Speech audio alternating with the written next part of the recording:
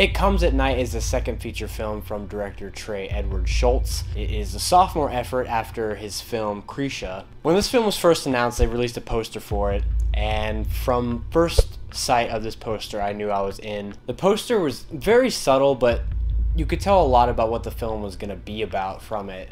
After seeing who was directing it, I decided to check out the first feature film that the guy made, Krisha, which impressively enough was made on a $30,000 budget and starred mostly his family, including himself, along with his real-life aunt who played Krisha. To start out, I really honestly think this film is going to be mismarketed, just like The Witch was. They're selling it almost as a horror film, and that's not what this is. But it's not a horror film. It's more a psychological thriller, suspense. The film stars Joel Edgerton, Carmen Ejogo, Riley Keough, and Christopher Abbott.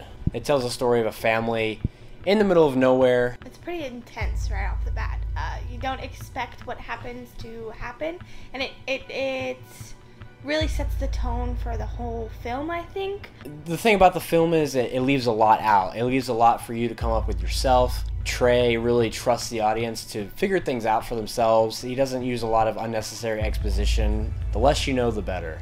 A good tone throughout the whole movie. It transitioned really well throughout the tones. It didn't really, like, it was going too slow really, except more towards the end for myself. Well, the film is most definitely a slow burn, and when I think of a slow burn, I think of a film that, you know, takes a while to build up, but at the end there is a payoff. Throughout the film, the tension is just, it's always being pulled tighter and tighter throughout the whole movie, and there's always a sense of angst, anxiety, and what I really appreciated was the film was not afraid to go there. It went some places that were dark, disturbing, and I think that's fantastic for a film like this.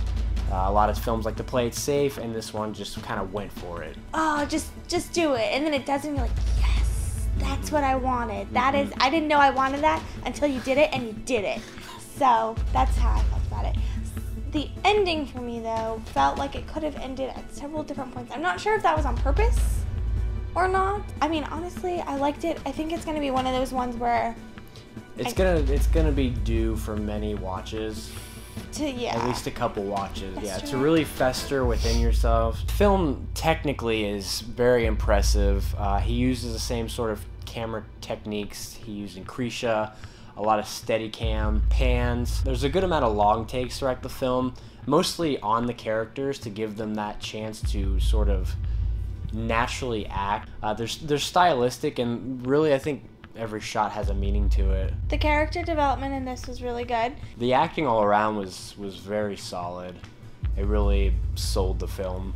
And I think that they had a connection that really helped bring the film together. The film doesn't do anything that's extravagantly new, but it feels fresh at the same time, and the ending is one that will probably stick with me for a little while. This film definitely takes you to places that you have to think. If you want to think, you want to watch this film, because it has points in it where you need to connect the dots almost on your own.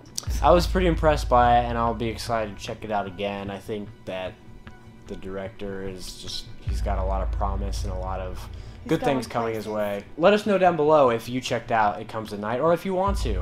What'd you think of it? Have you seen Krisha? Are you gonna see The Mummy? Because let's be honest, this is probably the better film to see this week. Thank you guys as always for watching, and we'll see you next time.